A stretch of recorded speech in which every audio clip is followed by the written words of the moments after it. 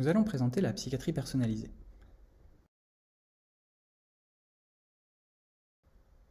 Alors dans un premier temps, donner quelques définitions, puis voir si elles reflètent les progrès scientifiques, expliquer les différents sens des termes utilisés, et puis envisager une coordination possible avec les autres formes de psychiatrie.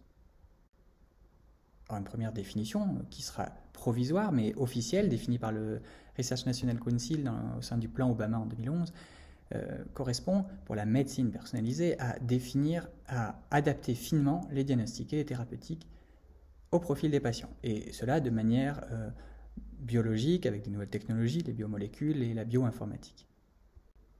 Alors en pratique, la médecine personnalisée, toujours, de quoi s'agit-il? Eh bien, c'est promulgué depuis une vingtaine d'années dans différents milieux, et de nombreuses dénominations existent autour de ce terme, notamment une médecine stratifiée, de précision, des 4P, de la personne, centré patient, etc. Alors il existe, de manière vraiment concrète, différentes caractéristiques générales qui permettent de parler de médecine personnalisée, caractéristiques qui sont aussi des problématiques. Alors est-ce que déjà la médecine personnalisée ne serait pas juste une bannière, c'est-à-dire rassemblant des approches hétérogènes, une même rhétorique qui appartiendrait à une économie de la promesse, c'est-à-dire promettant des nouvelles approches et se rassemblant derrière un terme général? Deuxièmement, est-ce qu'elle correspond vraiment à une évolution des classifications? C'est-à-dire, est-ce qu'elle permet l'évolution nosologique ou est-ce qu'elle est le reflet d'une évolution nosologique? Troisièmement, s'agit-il d'une critique ou d'un soutien de l'évidence-based medicine? Étant donné qu'elle est personnalisée, elle s'adresse à l'individu, contrairement à l'évidence-based medicine qui est fondée sur les données probantes à une échelle populationnelle. Et puis, quatrième caractéristique, mais qui est aussi un défi et une question, c'est la question des nouveaux outils qui s'intègrent à la médecine, notamment en termes de big data, d'outils computationnels et puis de prédiction ou d'actionnabilité. Alors, on dit souvent qu'en psychiatrie personnalisée, il existe trois grands piliers. Ces trois grands piliers correspondent au réductionnisme, donc au fait de décomposer et localiser des parties d'un tout au sein d'un système. Et par exemple, cette décomposition, ce réductionnisme sert à mieux expliquer ou à développer de nouvelles pharmacothérapies. La psychiatrie personnalisée s'appuie également sur le big data.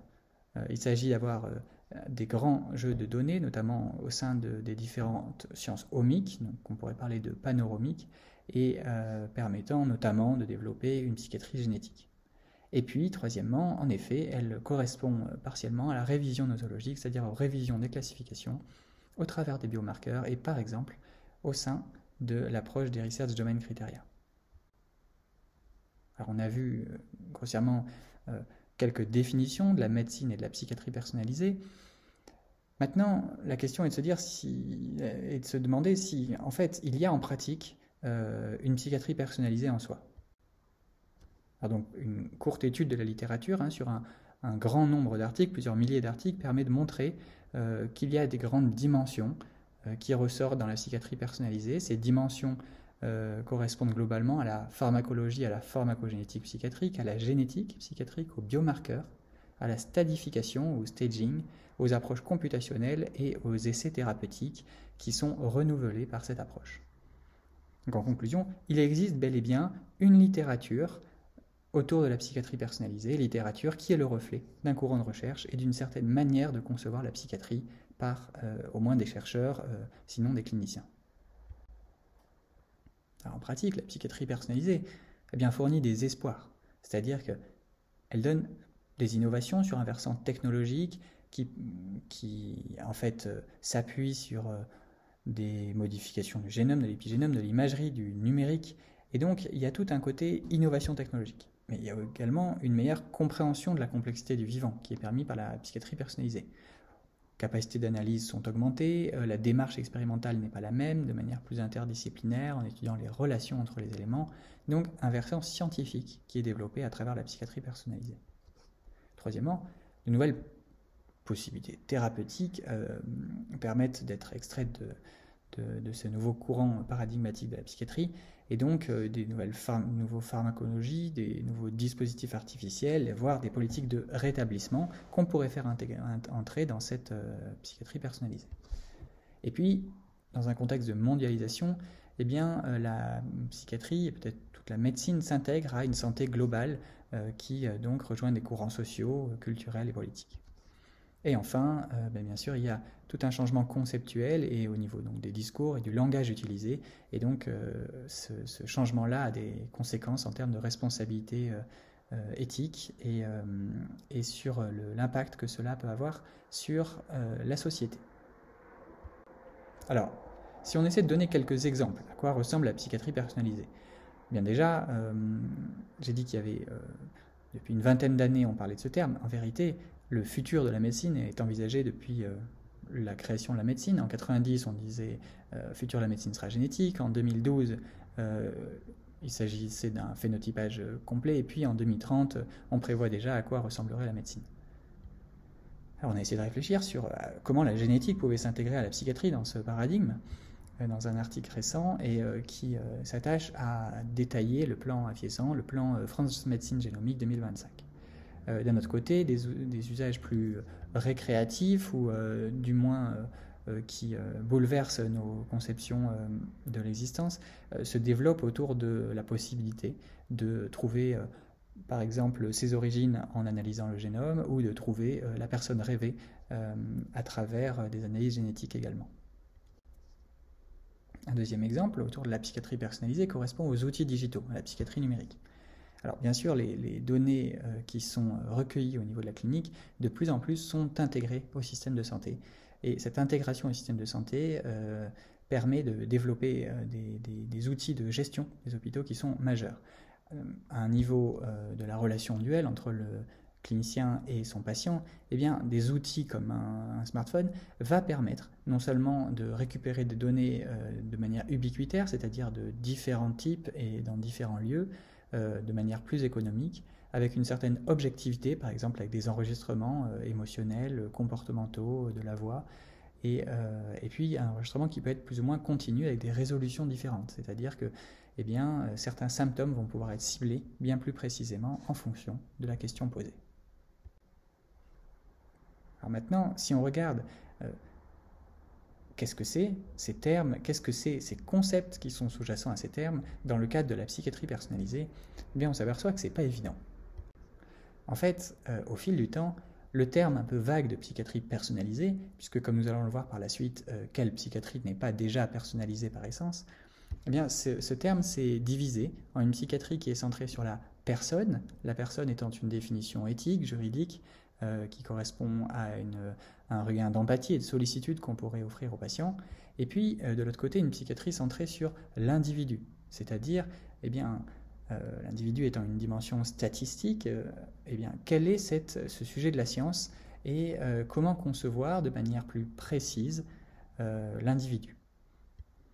Et au fond, personnalisé, individualisé, donc deux terminologies qui sont apparues depuis une vingtaine d'années, au niveau de la médecine personnalisée et de la médecine individualisée, eh bien, elle conduirait à des séparations stériles entre un humanisme de valeurs autour de la personne et puis une science entre des faits.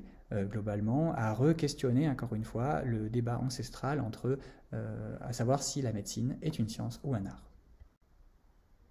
Alors si on fait un panorama global des différents termes décrits autour de la médecine personnalisée et de précision, en haut et de la psychiatrie personnalisée et de précision en bas, eh bien on voit que l'évolution des termes est globalement apparue dans le même ordre, même si la psychiatrie personnalisée, le terme n'est apparu qu'en 2004, c'est différencié en stratifié, dont on va parler après, et le terme de psychiatrie de précision a été donné en 2015.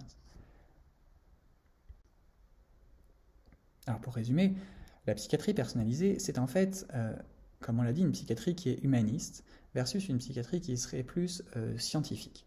Alors, on va mettre de côté la psychiatrie humaniste qui finalement, et c'est une question, se rapporterait aux trois autres, et pour considérer les trois autres types de psychiatrie personnalisée, une psychiatrie de précision, ou on va dire individualisée, une psychiatrie stratifiée et une psychiatrie des systèmes. Alors l'humanisme, on l'a vu, on va le voir, c'est accepter la personne selon des notions d'autonomie et de singularité. Et ça, on va poser la question, puisqu'on va se demander en quel sens une psychiatrie de précision, une psychiatrie stratifiée ou une psychiatrie des systèmes peut être une psychiatrie humaniste. Alors la psychiatrie de précision dans un premier temps. Sa définition, c'est une psychiatrie qui cherche des biomarqueurs. On essaie d'être précis. On va aller chercher un marqueur, c'est-à-dire identifier la spécificité d'un patient clinique donné. Alors l'objectif n'est pas de proposer un traitement personnalisé à un individu unique, mais en fait mesurer des caractéristiques d'un niveau d'analyse biologique. Par exemple, un niveau d'analyse correspond à la génétique ou à la connectomique. Et donc on va développer ainsi sur ce niveau-là des thérapies ciblées. Donc, par exemple, on imagine une thérapie génique au niveau génétique ou une thérapie biologique à un niveau des neurotransmetteurs. On a donc considération de différents niveaux d'analyse, de la génétique au comportement, disons, et puis c'est là une psychiatrie qui se base sur la génétique, les biomolécules, les outils digitaux, les sciences computationnelles pour aller rechercher quels seraient les meilleurs biomarqueurs. Et donc on a donc une intégration de la recherche moléculaire et biologique avec les données cliniques de chaque patient pour développer une taxonomie moléculaire des maladies. Alors taxonomie moléculaire, ça veut dire qu'on va classifier les maladies selon des marqueurs. Et donc finalement, on va réduire l'ensemble des symptômes décrits de manière phénoménologique, donc à l'échelle comportementale, le cognitif, l'émotionnel, le comportement lui-même, à des marqueurs qui vont pouvoir constituer une nouvelle taxonomie. Alors en quoi la psychiatrie de précision accepte-t-elle une certaine singularité, c'est-à-dire une certaine médecine humaniste ? Eh bien, la singularité dans la psychiatrie de précision, elle est délicate, parce que la promesse d'exactitude, au sens usuel d'exact dans la méthode scientifique, c'est-à-dire de précision d'un système de mesure, de proximité d'une quantité avec la valeur réelle, eh bien, elle nécessite d'être réductionniste. Et puis, une promesse de précision du subjectif, c'est finalement objectiver ce qui est très délicat d'objectiver, puisqu'il s'agit du subjectif, du vécu de la personne. Et donc, en fait, chercher l'exactitude dans la psychiatrie de précision, l'exactitude qui rejoint la singularité, eh bien, conduirait à une désubjectivation. Alors, nous avons dit que la médecine humaniste était singularité, mais aussi autonomie. Alors, en quoi la psychiatrie de précision peut-elle se rapprocher de la médecine humaniste en termes d'autonomie ?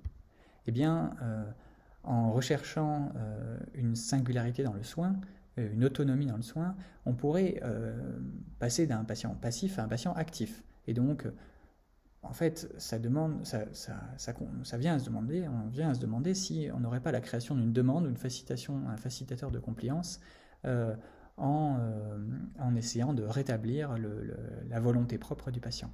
Alors, est-ce que c'est une promesse de responsabilisation ou un profilage permettant une meilleure gouvernance ?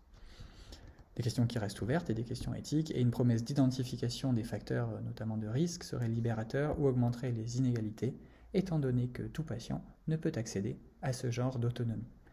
Et donc, en fait, c'est ce qui est décrit dans un courant de littérature important entre le risque d'un passage d'un patient acteur de sa santé, qui est une valeur à favoriser, bien sûr, à un patient actionnable dans le cadre d'une psychiatrie de précision qui favoriserait l'utilisation de biomarqueurs.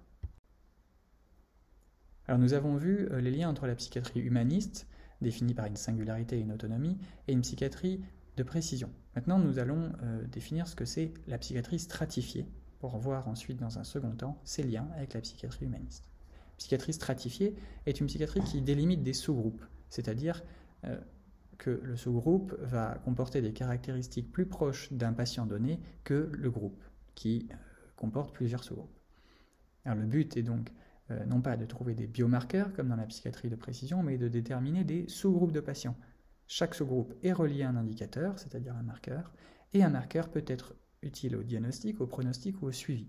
On va donc avoir des sous-groupes ou des strates diagnostiques, des sous-groupes pronostiques et des sous-groupes, on va dire, prédictifs ou qui permettent le suivi lors d'un traitement ou d'une prise en charge. Alors on va donc abandonner une psychiatrie qui est one size fit all, ça veut dire un traitement taille unique, pour essayer de distinguer des traitements adaptés à des sous-groupes. Alors il y a un courant assez important autour de la psychiatrie stratifiée qui détermine des sous-groupes en fonction du temps. Donc on le voit à droite sur le schéma, on peut avoir des sous-groupes qui s'appellent des stades, et en fait ces stades évoluent en fonction du temps, et à chaque stade, certains traitements vont pouvoir être donnés. Alors qu'en est-il de la psychiatrie stratifiée ?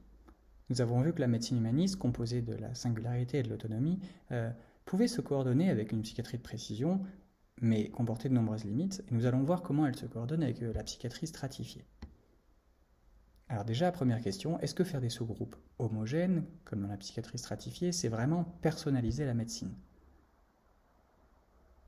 En vérité, faire des sous-groupes ne réduit pas vraiment le fossé entre l'individu qui propose d'avoir, qui a ou qui n'a pas une maladie, et puis la population, le groupe, ou donc le sous-groupe, qui parle de distribution de maladies.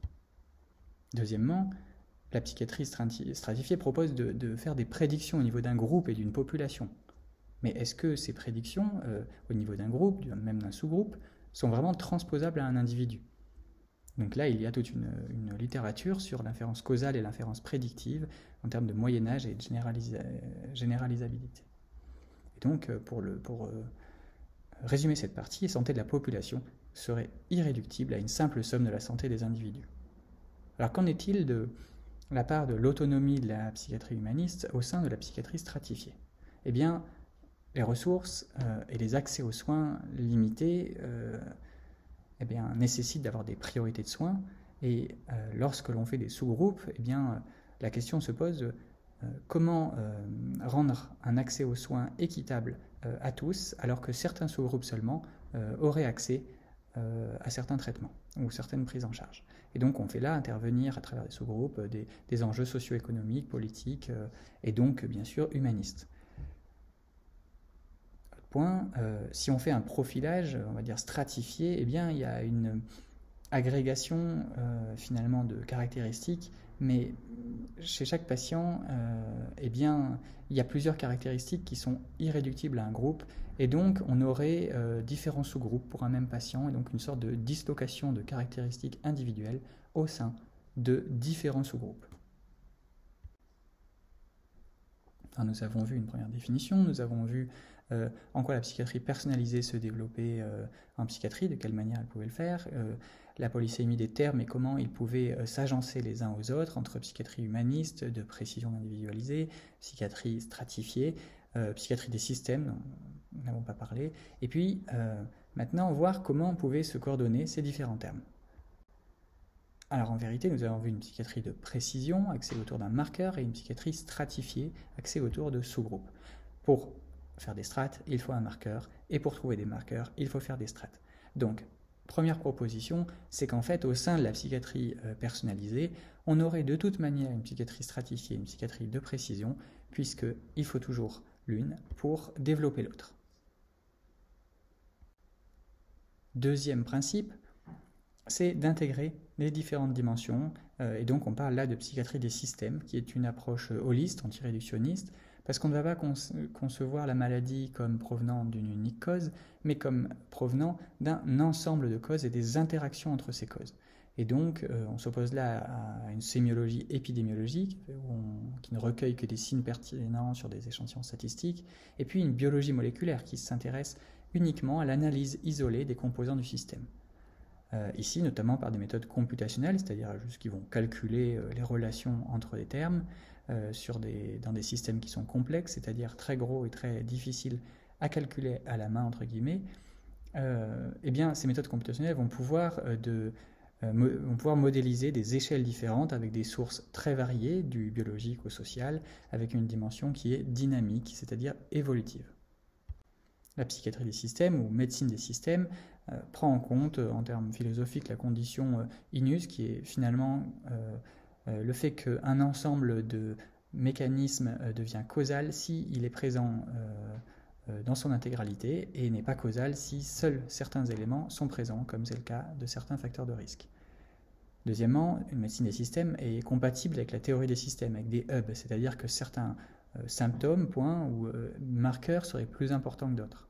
Au niveau de la recherche médicale, la psychiatrie des systèmes ou médecine des systèmes permet de développer des drivers, c'est-à-dire certains marqueurs plus importants que d'autres pour expliquer le pronostic et l'évolution de la maladie, de parler de robustesse au niveau du réseau, de redondance lorsque ce réseau ne fonctionne plus, et puis en termes de sociologie, on peut parler de vicariance fonctionnelle ou de réticulation. Alors, nous avons vu la psychiatrie personnalisée, mais est-elle seulement souhaitable? On rentre là dans le champ de l'éthique, Et on peut se demander qu'est-ce qu'il en est finalement face à cette promesse de personnalisation, bien de la solidarité, des inégalités d'accès aux soins de santé, des contraintes institutionnelles qui se posent lorsque on propose de perfectionner, de raffiner la psychiatrie. Et puis, il y a énormément de mythes autour du big data, de l'intelligence artificielle et des nouvelles technologies. On a vu aussi qu'il était difficile de s'extraire du niveau populationnel d'analyse et d'action, des sous-groupes, rester des sous-groupes et ne pouvaient s'adresser aux patients en particulier. Et puis, il y a un risque aussi de rabattre le subjectif et l'environnement à des paramètres biologiques et objectivés. Alors, est-ce qu'il faut individualiser le traitement et jusqu'où? Il y a une certaine sécurité de la médecine et de diminution de la généralisabilité qui se posent. Ce sont des questions qui restent ouvertes, se passer des catégories également, et puis la question de savoir si la quantité de données, une grande quantité, réduirait la qualité. Enfin, la question de savoir s'il vaut mieux s'occuper de la santé plutôt que de la maladie est une question éthique, connaissant notamment les buts de la médecine, ou justement questionnant les buts de la médecine, avec une surveillance de la santé, savoir si elle est souhaitable, souhaitée ou même possible.